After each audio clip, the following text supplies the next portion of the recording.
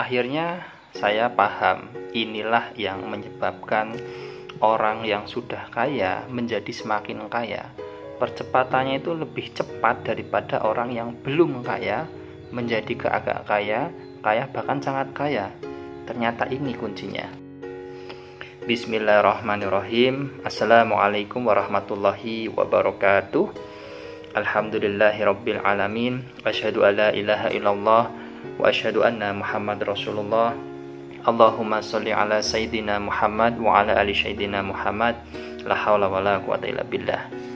Bapak Ibu, jumpa lagi di catatan Energi Jotri.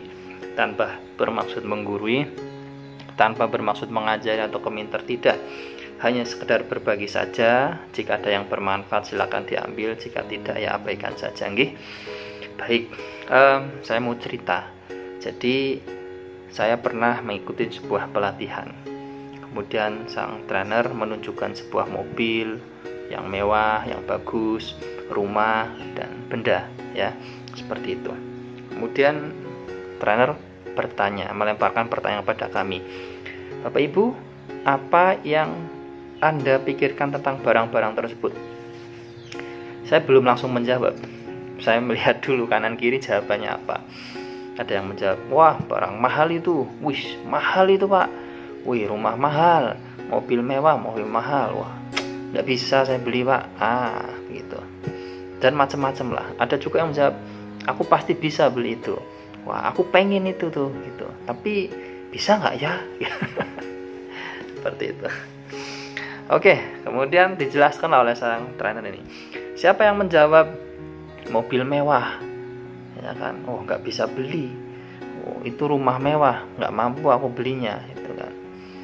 Dan sejenisnya, ini menunjukkan kinerja pikiran bawah sadar dan belief sistemnya adalah orang tersebut sadar miskin, sadar tidak mampu. Bahkan kalau diambil dari aspek spiritual, tauhid ya, kata beliau mengatakan, berarti koyoke nggak yakin bahwa Gusti Allah itu maha besar, bahwa Gusti Allah itu innama amruhu idza arada sya'an ayaqula lahu kun fayakun, ya, sampai segitunya. Nah, kalau kemudian ada orang kemudian yang jawab, wah itu rumahku itu suatu saat aku bisa gitu, nah itu mobil mewah tapi aku bisa itu, aku pengen itu, yakin aku bisa, Allah itu pasti ngizinin. Kalau Allah nggak ada yang nggak mungkin, kecuali kita sendiri yang sudah membatalkannya dalam pikiran, dalam keyakinan. Berarti orang ini adalah orang yang sadar kaya. Masya Allah, luar biasa ya. Ini mengetahui, mengidentifikasi kinerja pikiran bawah sadar dan belief system seseorang. Kemudian ada lagi juga. Kemudian trainer mengumpamakan begini, Ibu, saya sekarang kasih panjenengan uang 100.000, anggap saja. Tapi sebenarnya panjenengan ini butuh. Tiba-tiba ada seorang pengemis tua renta yang minta uang kepada panjenengan, minta sedekah. Apa yang panjenengan lakukan gitu? Macam-macam. Tak kasih Pak 10.000, tak kasih 20.000, tak kasih 50.000 Pak, tak kasih 80.000, ndak tak kasih. Masya Allah, luar biasa. Akhirnya apa dijelaskan juga sama si trainer, bahasanya orang yang tadi mau ngasih 10.000 ya, yang ndak ngasih, ya yang ngasih 10.000, 20.000, ya berarti dia punya mental kaya, tapi ya segitu.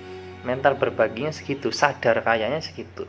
Yang tidak mau ngasih berarti sadar miskin. Sadar miskin dia meyakini, oh tidak usah dah, nanti besok saya makan apa, dapat rezeki atau enggak. Ada ketakutan, kekhawatiran besok nanti dapat rezeki enggak kalau saya kasihkan ke nenek-nenek ini. Nah Bapak Ibu, dari sini sampai ya, nah bisa diterima ya pesannya ya. Jadi memang sadar kaya, sadar miskin itu akan membawa kita pada kondisi kesadaran tadi. Yang sadar kaya dia akan semakin kaya, yang sadar miskin dia akan semakin miskin. Dengan begitu ya, masalah yang dihadapinya akan terbawa pada apa yang kondisi pikiran bawah sadar dan belief system yang bekerja seperti itu. Jadi kita perlu nih sadar kaya, sadar miskin.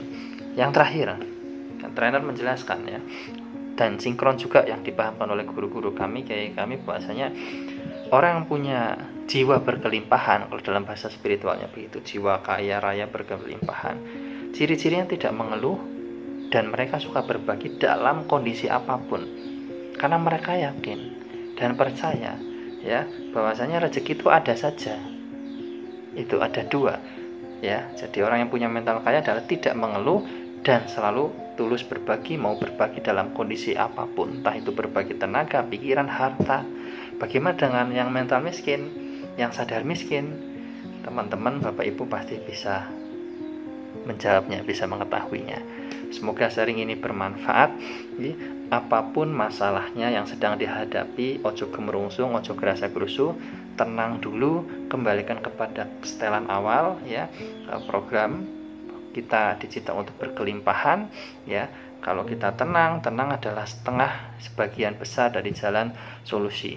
Stop mencari jalan keluar atas masalah panjenengan, tapi mencarilah jalan ke dalam diri. Yang notabene nanti ketika kita mencari jalan ke dalam diri, kita akan mendapatkan jalan keluar. Tobatan nasuha, muhasabah, upacara berpikir, dan sering-sering sedekah. Lebih kurangnya mohon maaf. Assalamualaikum warahmatullahi wabarakatuh. Salam hangat penuh cinta kasih, Jotri.